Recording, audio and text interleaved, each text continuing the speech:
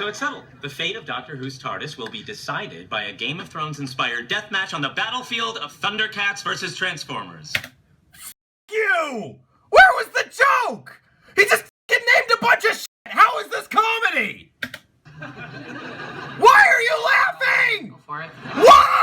The Big Bang Theory is a fascinating modern-day phenomenon. The show ran for 12 seasons, ending in 2019 with a total of 279 episodes broadcast. It was nominated for a whopping total of 46 Emmy Awards, winning 7. Jim Parsons alone has collected both the Emmy Award for Outstanding Lead Actor in a Comedy Series and a Golden Globe for Best Actor in a Television Comedy Series for his portrayal of the insufferably awkward Sheldon Cooper. Parsons, along with his co-stars Johnny Galecki and Katie Cuoco, reportedly each earned $1 million per episode for the last 5 seasons of the show, with season 11 topping the US ratings charts several weeks in a row. However, in the years since the series' final episode, its reputation has significantly staggered and wavered with mainstream audiences. The show still has its fans, of course, but more and more people seem to be vocally expressing their disdain for the series through social media and online forums. The standards of comedy tend to sway over time, with sitcoms like All in the Family being a strong example of writing that would likely be difficult to produce and release today due to its offensive material. Still, the steep decline in the Big Bang Theory's loyal following seems sudden, so why did it happen? How did a series that ended a long and successful run on network television end up having a reputation as one of the worst programs on TV? It's important to note, of course, that all humor is subjective, and every individual has the right to laugh at whatever they please. On the other hand, through the lens of hindsight, the Big Bang Theory is perhaps as close to objectively awful comedy as we've seen. It's impossible to deny that the show still has its fans, but as time rolls by, the visible cracks in the Big Bang Theory's writing and performances are only growing with each passing year. A clever writer should understand nuance and be able to apply it to their work. Shows like Fleabag and BoJack Horseman are recent examples of series that know how to use nuance to enhance the comedy within the script. While it appears to be a foreign concept to Big Bang, one of the sitcom's largest flaws is that nearly every joke and piece of dialogue is painfully broad and on the nose. The art of subtle comedy is a difficult skill to master, and in The Big Bang Theory, it's almost entirely absent. Another technique that skilled writers utilize in order to create more endearing and relatable characters is to write them in a realistic fashion. Big Bang's cast is rounded out with an ensemble of characters portrayed by talented and experienced actors, yet none of these on-screen portrayals ever feel like real people. They certainly don't sound like real people when they speak, creating an immediate disconnect between the characters and the viewing audience. When it came to dialogue for the 4 core roles of Sheldon, Leonard, Howard, and Raj, the show's writers seemed more interested in crafting 4 outrageous caricatures of geek and nerd culture than they ever were in coming up with anything in depth. It comes across as though the perpetual mentality of the writers for the show's brutally endearing lifespan was, why bother coming up with realistic characters who feel comprehensive when we can just lean into lazy stereotypes to obtain cheap laughs? Every character feels extremely one-note, lacking any depth or extended growth. There isn't a single well-rounded character among the main cast, with each of them feeling exceedingly shallow. It's this bland and unoriginal depiction of incredibly intelligent individuals that contributes to the show's poor aging. The series hoped that by focusing on this niche corner of overzealous fandom, they'd attract the geek crowd, as well as the average viewer tuning in to laugh at the absurdity of it all. And while it worked for many, the cracks of its foundation built upon the poorly crafted premise were immediately clear to others, like critic Dustin Rowles, who wrote, "I gave it an honest shot.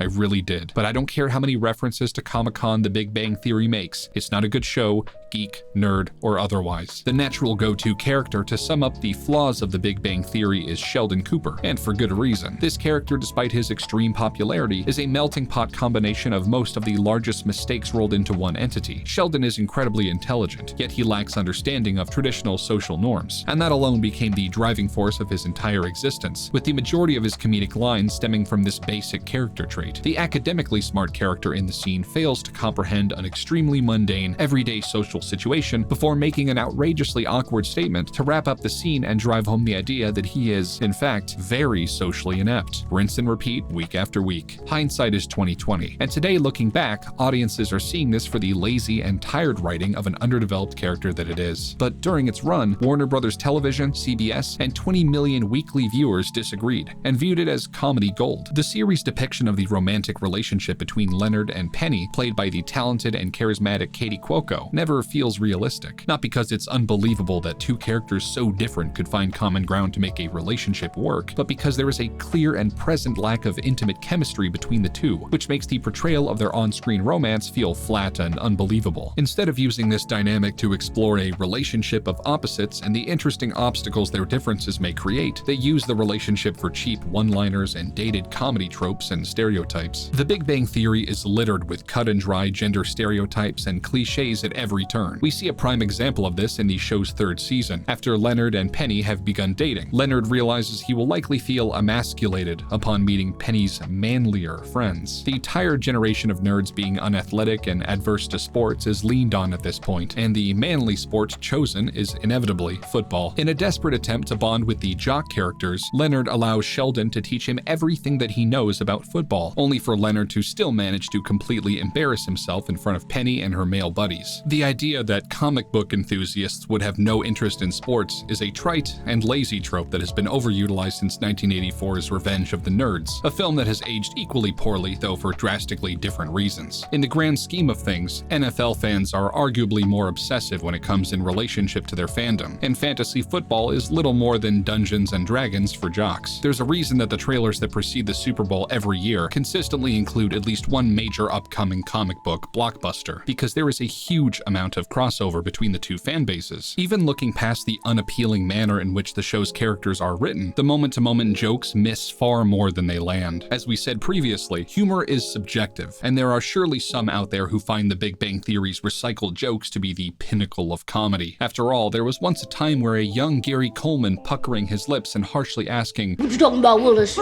was the funniest thing American audiences had ever seen. The basic structure of an episode of Big Bang Theory tends to lean towards the obvious and repetitive. This formulaic structure, once picked up on, becomes all that the viewer is able to see due to the show's insistence on revisiting the same basic topics and tropes time and time again. And many of the laughs that the jokes receive are prompted from an automated laugh track. A laugh track is artificial laughter, typically pre-recorded and played in the background of a sitcom at a moment that the writers and producers want you to laugh at. It was popular in television through the 50s, 60s, and 70s, but in recent decades its use has dwindled. While many audiences view the use of a laugh track as a dated and manipulative tactic, its presence in The Big Bang Theory is pivotal for disguising the poor writing and delivery we've discussed. So much so that the YouTuber S-Boss published clips from the sitcom with the laugh track edited out in order to highlight how unfunny and often cringeworthy much of the show's humor is without the forced prompt to laugh. I'm very comfortable here. Penny dear, why don't you shoot another silver bullet my way? Get one yourself. Ooh, somebody's been taking bitchy pills.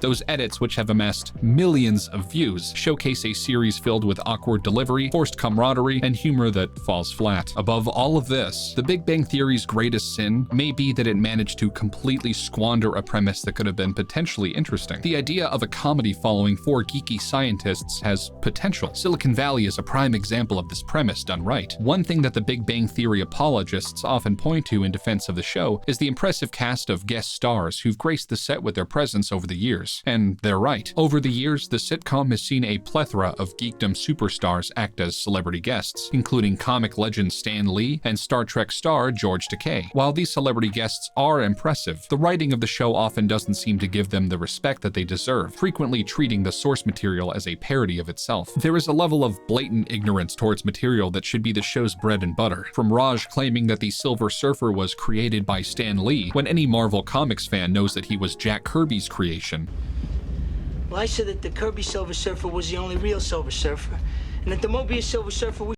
To the mention of using a med pack in Halo 3 when no such item exists in that game, these are things that the show's writers should not be getting wrong. For any show to successfully make fun of something, it has to first ensure that its writers have a comprehensive understanding of said thing, so that they can then deconstruct it in a witty fashion. The Big Bang Theory is a show that chooses to make fun of nerd culture. However, it is painfully obvious that the show's writers only ever had a very surface-level understanding of the culture. There was a huge distinction between having a good grasp of all things geeky geeky, while using that knowledge to write something funny, and simply knowing just enough nerdy jargon to convince the general audience that The Big Bang Theory is an accurate portrayal of how geeks live their lives. Instead of making something that celebrates pop culture and those who choose to embrace it with all of their being, the showrunners of The Big Bang Theory managed to create something that represents everything wrong with popular culture in the modern day, and only appeals to the lowest common denominator of general audiences. Ultimately, The Big Bang Theory is a dumb show about smart people whose fan base has largely turned against them in the years since its initial release. But what do you think? Is The Big Bang Theory worse than people remember, or do you stand by it as a solid sitcom? Does it adequately represent the world of nerds and geeks, or does it whittle them down to loose-fitting caricatures? Let us know in the comments, and stay nerdy. We'll see you next time. And if you like the work FandomWire is doing, be sure to visit our affiliate link at Humble, where you can purchase and play games for a great low price while supporting us and allowing us to make more quality content like this. Until next time, thanks for watching.